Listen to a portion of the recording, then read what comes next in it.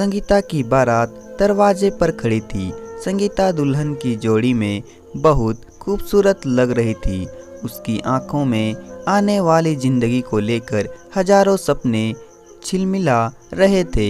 थोड़ी ही देर में उसके विवाह की रस्में शुरू होने वाली थी कि तभी बाहर हलचल सी मच गई। संगीता को कुछ समझ नहीं आया कि बाहर क्या हो रहा है। उसकी सहेलियां भी उसे छोड़कर बाहर निकल गई और संगीता भी बाहर आ गई तो देखकर उसके होश उड़ गए।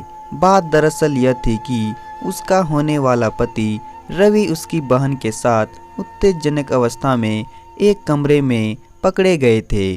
उस लड़की पक्ष के लोग तो दूल्हे को मारने पीटने को तैयार हो गए थे, लेकिन अब बात दोनों परिवारों के इज्जत की थी तो किसी तरह मामले को शांत कराया गया।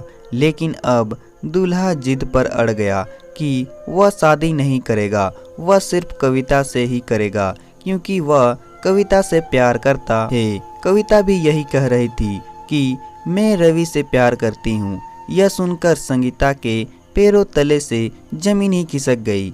रवि बहुत ही हैंडसम और करोड़पति था।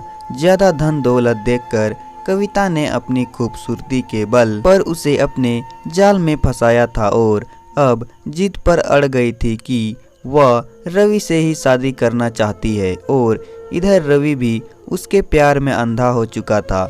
आखिरकार दोनों की जीत को देखते हुए और दोनों पक्षों ने ना चाहते हुए भी उनकी शादी के लिए हाँ कर दी। संगीता पर तो दुखों का पहाड़ टूट पड़ा था। वह अपने कमरे में जाकर रोने लगी। उसकी माँ पीछे से कमरे में आ गई और उन्होंने रोते हुए संगीता को गले लगा लिया और बोली, संगीता तू रो मत, तेरी किस्मत में इससे भी अच्छा लड़का होगा।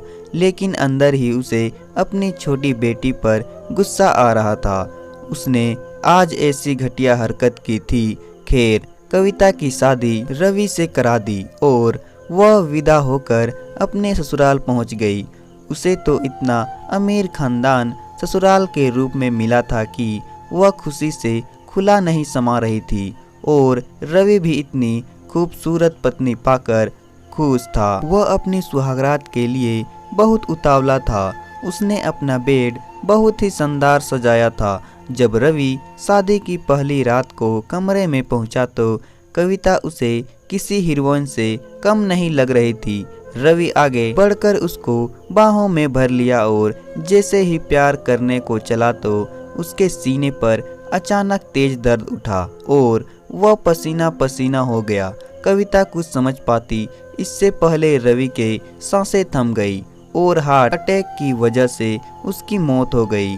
कविता सहकर रह गई और अपने घर वालों को बुलाया।